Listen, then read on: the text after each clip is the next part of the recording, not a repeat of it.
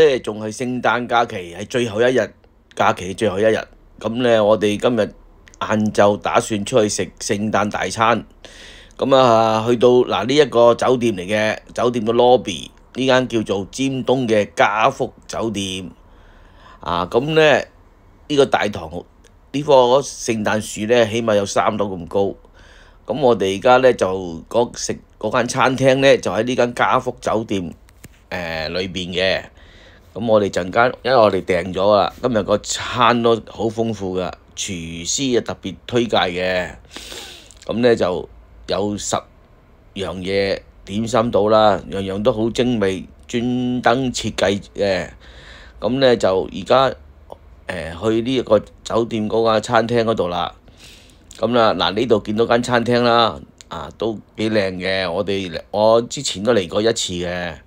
咁訂咗位，所以一定有位嘅。咁我哋呢一個聖誕大餐咧，就每個人係928蚊一位。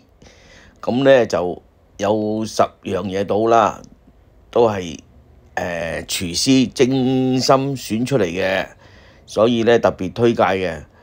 就係呢10樣嘢啦。咁我哋一陣間會逐樣。蟹肉，呢個蟹肉嚟嘅。呢個凍蟹肉凍，呢個就係潤腸四川。O.K. 呢個就係潤腸嚟嘅，四川潤腸。我哋今日叫咗套餐，三份蟹肉嚟嘅。蟹肉釀牛油果。O.K. 唔該晒。蟹肉釀牛油果。蟹肉呢個釀牛油果。佢啲蟹肉係好新鮮，啲牛油果咧好甜，好好味又係。嗱，2嘢俾我食晒啦。呢個蟹肉牛油果，點啊個潤腸？個潤腸咧真係好好味，我未試過食過潤腸咁好味。佢又唔苦，但佢入邊有好多 juice， 值得一試啊！你哋嚟。嗰個凍蟹肉咧就夠晒凍啦，又好好味，真係好特別啲嘢。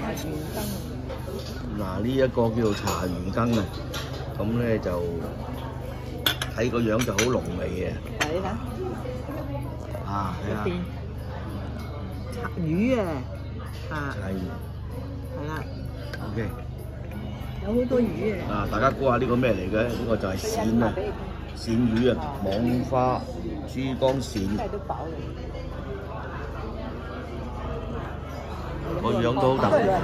呢個餐咧叫糯米雞，正宗糯米雞。啲糯米咧就喺個底嗰度。喺個雞下邊。所以呢啲先係叫做糯米雞。嗱，呢個係青檸香酥小牛肉。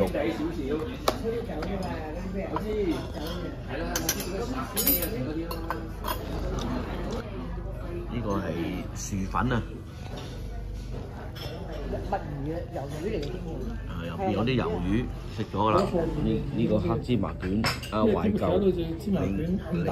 另外呢個咧就燉雞蛋啊。撞色啊你 ，no contract。紅酒羊。因為你就喺芝麻卷度燉雞蛋。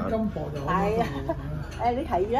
正話咧，嗰個薯粉咧就食唔晒太飽啦，咁咧就打包攞走。咁咧就我哋而家差唔多食完啦，呢一餐咧都接近3000蚊。而家翻去攞車啦，翻上邊。